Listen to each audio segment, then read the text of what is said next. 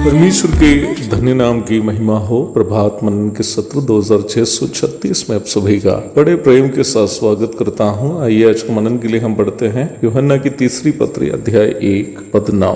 मैंने कलीसिया को कुछ लिखा था, पर दियुत्रिफेस जो उनमें बड़ा बनना चाहता है हमें ग्रहण नहीं करता। लोगों के बीच में समस्याएं उत्पन्न होने के 3 मुख्य कारण हैं। हम उन 3 कारणों को क्रमशः इस प्रकार विभाजित कर सकते हैं। पहला, गलत फहमी अथवा मिसअंडरस्टैंडिंग। 2 लोगों के बीच में की गई बातचीत या मिलके करने के कोई काम में आपस में की गई बातें या करने के काम के बारे में सही समझ नहीं होने से गलत फहमी अथवा मिसअंडरस्टैंडिंग उत्पन्न हो जाते हैं। और गलत फहमी को सही समय पर बातचीत करके सुलझा नहीं जाने से ये बड़े झगड़ाओं में तब्दील होने की संभावना है। तीनों कारणों में कम खतरनाक भले ही यही है, क्योंकि यदि दोनों पक्ष चाहेंगे तो गलतफहमी सुधार सकते हैं। दूसरा कारण आत्महीनता की भावना अथवा इंफीरियोरिटी कॉम्प्लेक्स है।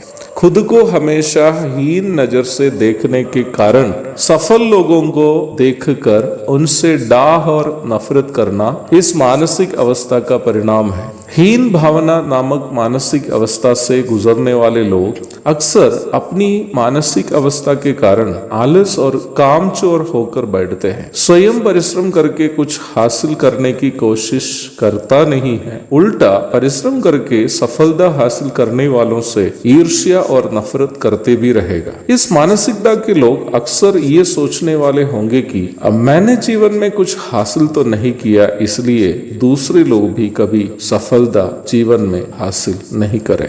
इसके लिए हीन भावना के लोग उपयोग करने वाला एक हथियार है बदनाम करना। सफल लोगों को या सफलता के लिए परिश्रम करने वाले लोगों को निम्न मानसिकता के लोग पसंद नहीं करते हैं। ये लोग हमेशा यह सोचते हैं कि अपनी असफलता के कारण दूसरे लोग हैं, और इसके परिणाम स्वरूप ये लोग सफल या सफलता के लिए परिश्रम करने वाले लोगों की हमेशा निंदा करते रहेगा। इस श्रेणी में तीसरा एवं अंतिम कारण है आत्मश्रेष्ठता की भावना अथवा सुपीरियोरिटी कॉम्प्लेक्स। खुद को हमेशा श्रेष्ठ समझने की मानसिकता को आत्मश्रेष्ठता की भावना अथवा सुपीरियोरिटी कॉम्प्लेक्स कहते हैं। इस मानसिकता से परेशान लोग हमेशा अपनी सफलताओं को और उपलब्धियों को श्रेष्ठ समझते हैं और दूसरे लोगों की सफलताओं को और उपलब्धियों को हमेशा नजरअंदाज करने या नीचा करके देखने या दिखाने की कोशिश करते हैं। प्रेरित यूहन्ना पढ़ी गई बाइबल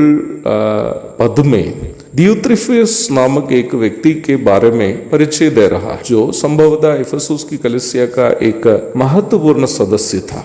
ये व्यक्ति खुद को हमेशा बड़ा बनाना अथवा दिखाना चाहता था, इसलिए ही वह अन्य मसीहियों का जो प्रभु के लिए इस्तेमाल होते थे अंगीकार भी नहीं करता था। जैसे आत्महीनता की भावना अथवा इंफीरियोरिटी कॉम्प्लेक्स है, वैसे ही आत्मश्रेष्ठता की भावना भी एक खतरनाक स्वभाव है। खुद को ही केवल श्रेष्ठ समझने की ये भावना हमेशा अन्य लोगों को नीचा करके देखने और दूसरे लोगों के यहाँ तक अच्छे गुणों को भी सराहने और उन्हें प्रोत्साहन करने से लोगों को वंचित भी करके रखती है। मसीही विश्वासियों को आत्महीनता एवं आत्मश्रेष्ठता की मानसिकता से बाहर आना है और यीशु मसीह के स्वभाव को अपने जीवन में लागू करना है। एक और शुभ दिन की धन्य कामनाओं के साथ आज का मनन मैं यहाँ समाप्त करता हूँ। प्रभु आप सबको आशीष दे। आमीन।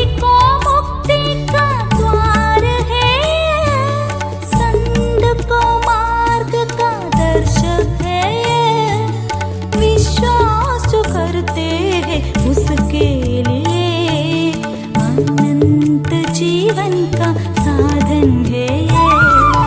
ये है वचन, प्यारा वचन, यीशु मसीह का प्यारा वचन। ये है वचन,